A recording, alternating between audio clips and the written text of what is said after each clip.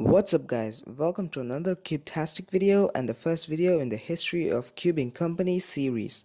This video is going to be about the history and meteoric rise to success of the GAN brand and the story behind it.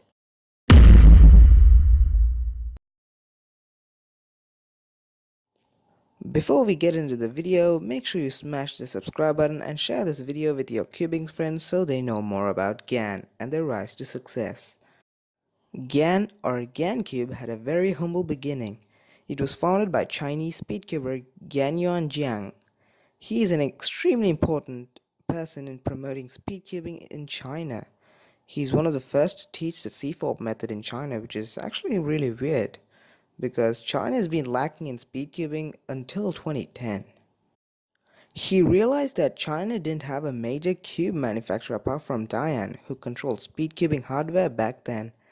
GAN wanted to change this, so in March of 2011, he released the GAN Puzzle 1. It was one of the earliest stickerless cubes. Yes, GAN was one of the first companies to make stickerless cubes, which is really weird now, but this was a terrible cube. It locked up way too often and popped a lot, even with a slow turning speed. But Ganyuan wasn't going to give up. He followed the GAN's Puzzle 1 with the GAN's Puzzle 2 in May of the same year. This time, it came in black plastic as well. This was a huge improvement over the first one, but still couldn't compete with Dian cubes back then. With the release of the GAN's Puzzle 3 in August 2013, GAN released their third 3x3. It was way too unstable, but it countered that with its speed. Many considered this to be the start of GAN's rise. It had a V2 with minor changes that really didn't make that much difference. It was also one of the earliest flagship 3x3s to have a 55.5mm size. Now the VOG 3 didn't invent that size, by the way. More great features of this cube were the GAN core and new tensioning system, which were really cool. In March 2014, GAN was back with another 3x3. This time, the GAN 357. The 3 was for 3x3, and since it was 57mm across, which was the standard size back then, they named it the 357. This cube was a history maker. This cube invented the square of the corners for the first time in any cube. This was to prevent corner twists, which was a big no-no back then. But it was partially successful, and which was impressive at that time. It also had a new and much needed torpedo design as well. It had a stickerless version too, which was cool, but just like every other GANcube until then, it had a slight flexing issue, much like the Weilong GTS for comparison. When 2015 rolled around, GAN was back again for their next 3x3, the legendary GAN 356. This cube was unbeatable in corner cutting at its release, but it would catch a bit, but that wasn't as bad as the previous GAN cubes. This was when people actually took notice of GAN as a company and their potential. In May 2015, GAN rolls around another 3x3, the GAN 356S. This cube was quickly picked up by Felix Zemdegs. This cube changed GAN's status from a small unknown brand to one of the most popular cubing companies. Felix used this cube to break the 6.45 world record average, which stood for quite a long time. There was an updated V2 version of this cube which just had a slight redesign, mainly the circular center caps, but it's pretty impressive to see how fast GAN turned the table with just 3 releases, but there's more. 2016 was an important year in speedcubing history. The 3 most popular flagship 3x3 series of all time, yes, all time, were released this year. Moyu's Weilong GTS, Qi's VOG 3, and GAN's 356 Air. The 356 Air introduced the game-changing GES system, which was later adopted by many cubes in a direct or indirect way. And this was the first GANcube to be considered the best cube of the year, along with the VOG 3. With the invention of magnetic cubes by Cubicle Labs in 2016, GAN had a quick idea to partner with the Cubicle.us and produce the world's first mass-produced magnetic cube in the GAN Air UM. This cube was a huge success, breaking the world record single of 4.73 seconds by Felix within a week of testing, which is really impressive. It had almost no issues and it was the first GANcube to be considered unrivaled. But most bought the Vogue 3 as the UM had a pretty heavy price tag of $47, which was really insane back then.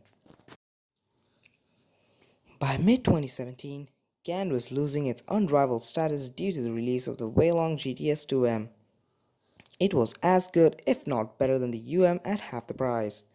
GAN wanted the title back, so they tweaked the UM, changed the GES nuts a little bit, and added a honeycomb texture on the pieces, which was supposed to increase the time the loop stayed on the cube. But it really did the opposite. These small changes made the new GAN 356 SM one of the most stable 3x3s of all time, which it still is.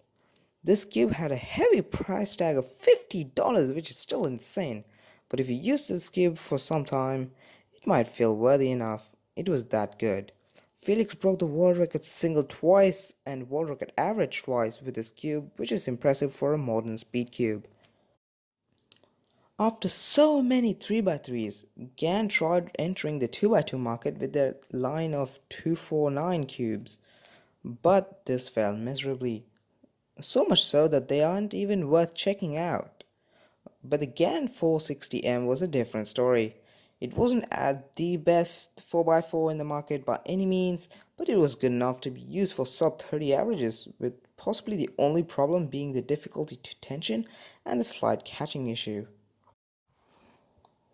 By mid 2018, GAN released the 354M, a smaller 3x3 along with the GAN 356X.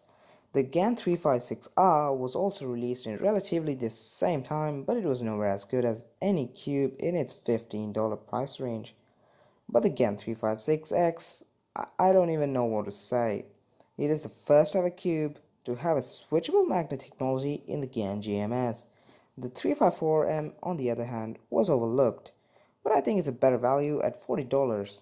It holds $20 cheaper than the X, and is also famously used by Leo Borromeo, aka the future Felix. These cubes are widely used, but unfortunately, Moyu has started taking over the flagship market with the release of the the Moyu Weilong GTS2M and the Weilong WRM, because these cubes were just $40 and $30 respectively, which is almost half the price of the GAN 356X. So there we are, the rise of GAN. We wouldn't have the square of corners and the spring compression system without GAN, and it would be interesting to see cubing as a whole without GAN, as GAN is considered by many the pioneers of innovation. They have tried and failed, but never gave up. This has led Gagnon and his team to succeed in their vision. These cubes might be pricey, and they may have increased the rate at which cubes become more expensive, but we can all agree that GAN is a revolutionary company. Needless to say, it'll be interesting to see what GAN has in store for the next few years. I wouldn't be surprised if they bring a new game-changing hardware or just any technology to the cubing community. It would be interesting to see what they have. So I hope you guys enjoyed the first video in the brief history of cubing company series, and I hope you guys consider subscribing and make sure that you share this video to your cubing friends so they might know a few things about GAN's history. Thanks for watching, and I'll see you guys next time. Goodbye.